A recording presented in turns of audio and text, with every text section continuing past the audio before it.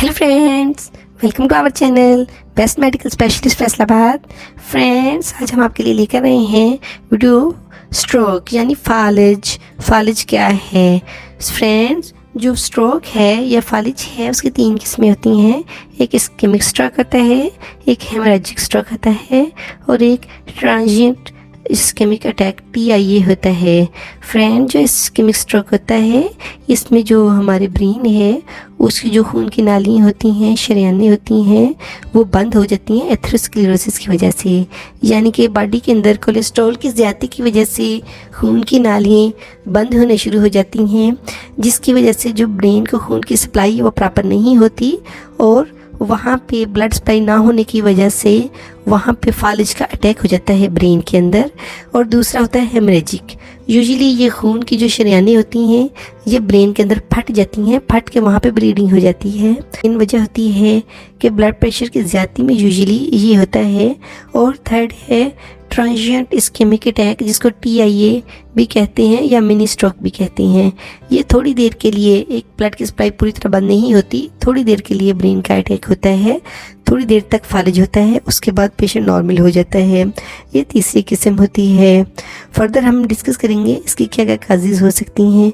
Causes में हमने already जैसे डिस्कस कर लिए कि ब्लॉक्ड आर्टरीज वो इस्केमिक होती है स्ट्रोक के लिए, और इस तरह लीकिंग या बर्स्टिंग वेसल होती है जो ऐसे हेमरेजिक में होती है। ये इसकी मेन रीजंस हैं।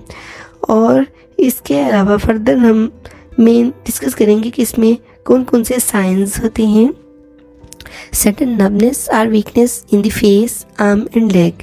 जो चेहरा है उसके आधे हिस्से को, एक साइड के बाजू को या एक साइड के टांग को, ये सारे ही फेस, बाजू और टांग, ये सारे एरिया के में जो है ना अचानक से जो है ना फील करना बंद कर देता है और ये वीकनेस आ जाती है। इसकी हरकत बहुत कम रह जाती है या बिल्कुल हरकत ख़त्म हो जाती है, ये हरकत नहीं कर पाते। और सडन कन्फ्यूजन यानी कि चक्कर से आते हैं और कुछ महसूस नहीं हो पाता, जैसे बेहोशी की आलम हो जाता है। इसके साथ साथ ट्रबल इन स्पीकिंग, बोलने में प्रॉब्लम होती है, बोला नहीं जाता प्रॉपर तरीके से। और डिफ़िकल्टी अंडरस्टैंडिंग स्पीच, यानी कि बात को समझने में मुश्किल हो रही होती है। Sudden trouble seeing in one और बोथ आइज़, एक आंख से या दोनों आंखों से देखने में मुश्किल हो रही होती है। ये सारी अलामात कि राइट है या लेफ़्ट है, या आंखों का मसला है या नहीं, या स्पीच का या सुनने का, ये डिपेंड करता है कि ब्रेन के किस एरिए को फालिज ने इन्वॉल्व किया है। जिस एरिए को फालिज इन्वॉल्व करता है उस एरिए के ऑर्गन ही डैमेज हो जाते हैं और उन्हीं में ही प्रॉब्लम होती है। इसके साथ साथ सडन हेडेक होती है, यानी कि सर दर्द शदीद किस्म की और अचानक से शुरू हो जाती है। और बोलने में प्रॉब्लम हो रही होती है। जो बैलेंस है वो प्रॉब्लम हो जाता है कि पेशेंट प्रॉपर से खड़ा नहीं हो पाता। इसमें जो मेन काजेज़ हैं कि किस वजह से ये हो रहा है, उसमें शामिल हैं कि कोलेस्ट्रॉल की ज़्यादती, हाई ब्लड प्रेशर और इसके साथ साथ स्ट्रेस और हेल्दी लाइफस्टाइल का ना होना, मोटापा का होना, ये सारी इसकी वजूहात हैं। और अगर कोई इन चीज़ों को प्रिवेंट करता है कि वो अपने डाइट को कंट्रोल करता है, हेल्दी डाइट लेता है, एक्सरसाइज करता है, ब्लड प्रेशर को कंट्रोल रखता है, और अगर डायबिटीज़ मेलाइटिस उसको है तो उसको कंट्रोल रखता है, तो उसको स्ट्रोक होने के चांसेस कम होते हैं। या फिर अगर किसी को ये सारी प्रॉब्लम्स नहीं हैं तो उनको भी जो स्ट्रोक है वो नहीं होता। यूजुअली ये उन्हीं पेशेंट को होता है जिनमें ये सारे प्रॉब्लम होते हैं, जैसे मोटापा हो गया, शुगर हो गई, ब्लड प्रेशर हो गई, कोलेस्ट्रॉल की ज़्यादती हो गई, स्ट्रेस हो गई और अनहेल्दी लाइफस्टाइल हो गया। ये सारी चीज़ें हों तो इसके रिस्क फैक्टर बढ़ जाता है। इसके साथ साथ हम फर्दर डिस्कस करते हैं इसके ट्रीटमेंट को। हम डिस्कस करेंगे इस्केमिक स्ट्रोक, यानी कि जो ब्लड सप्लाई बंद होने की वजह से, कम होने की वजह से हुआ है, उसमें क्या क्या ट्रीटमेंट करते हैं। उसमें हम थ्रोम्बोलाइटिक्स क्लॉट बस्टर यूज़ करते हैं, मेडिसिन जो क्लॉट को डिसॉल्व करते हैं। इसके अलावा थ्रोम्बेक्टमी करते हैं, यानी कि जो थ्रोम्बस बना है उस थ्रोम्बस को हम निकाल दें, जैसे हम हार्ट में एंजियोप्लास्टी करते हैं उस तरह करके। इसके अलावा हम एस्पिरिन देते हैं और एंटीप्लेटलेट ड्रग्स जैसे नोक्लॉट वगैरह वो हम पेशेंटों को देते हैं, जिससे क्लोपिडॉग्रिल शामिल हैं। इसके अलावा हम एंटीकोगुलेंट्स देते हैं, इसमें जो शामिल हैं जिसमें वारफारीन, एपिसोक्साब एपिज़ाबान और डेबिगाट्रान और एडोक्साबान और इसके अलावा रिवारोक्साबान शामिल हैं। ये वाले ड्रग्स हम देते हैं ताकि पेशेंट को एंटीकोगुलेंट हो, जो क्लॉट बना है वो डिज़ोल्व हो जाए।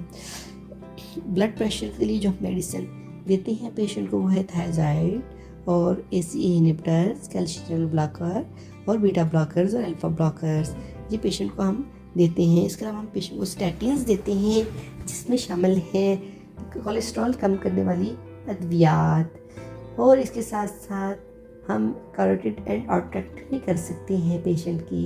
ये प्रोसीजर्स होते हैं, जब पेशेंट फिट हो तो हम उसको प्रोसीजर की तरफ ले जाते हैं। फर्दर हम डिस्कस करेंगे कि हम हेमरेजिक स्ट्रोक को कैसे ट्रीट करते हैं। उसके लिए हम सर्जरी भी कर सकते हैं, सर्जरी फॉर हाइड्रोसेफलस, और इसके साथ साथ हम सपोर्टिव मेडिसिन पेशेंट को देते हैं। जैसे पेशेंट को हम फीडिंग ट्यूब यानी खुराक की नाली उसको मैदे में डाल देते हैं नाक के रास्ते से, और वहाँ से उसको हम खुराक देते हैं। इसके अलावा न्यूट्रिशनल सप्लीमेंट्स हम देते हैं ताकि मेल नरिशमेंट ना हो, यानी कि खुराक की कमी ना हो जाए। फ्लूइड भी हम उसको देते हैं, अगर पानी की कमी हो रही है तो हम उसको IV फ्लूइड देते हैं, हम बोतलें लगाते हैं, ड्रिप्स लगाते हैं। और इस पेशेंट को अगर ऑक्सीजन मिलने में प्रॉब्लम आ रही है, ब्रीथिंग प्रॉब्लम है, तो हम इसको ऑक्सीजन भी देते हैं। इसके साथ साथ compression stocking to prevent blood clot in the legs, DVT, यानी कि जो टांगों के अंदर खून की दफ़ा जम जाता है लेटे लेटे, उनके लिए हम कंप्रेसिंग स्टॉक्स जो है ना वो यूज़ करते हैं ताकि उनका ब्लड क्लॉट टांगों में ना हो। और इसके साथ हम पेशेंट को फिजियोथेरेपी करते हैं। फिजियोथेरेपी से पेशेंट के और जो लिम्स हैं उस सारे को हम मूवमेंट में लेकर आते हैं और फ्रीक्वेंटली उसको मूव करते रहते हैं ताकि कॉन्ट्रैक्शंस ना बन जाए। फ्रेंड्स, ये थी आज की हमारी वीडियो फालिज के ऊपर। होप आपको वीडियो पसंद आई होगी। अगर आपको वीडियो पसंद आई है तो इसको ज़रूर लाइक करें और इसको शेयर करें उन फ्रेंड्स के साथ जिनको इसकी ज़रूरत है, और हमारे चैनल को जल्दी से सब्सक्राइब कर दें ताकि आपको इस तरह की वीडियोस मिलती रहें। बहुत बहुत शुक्रिया।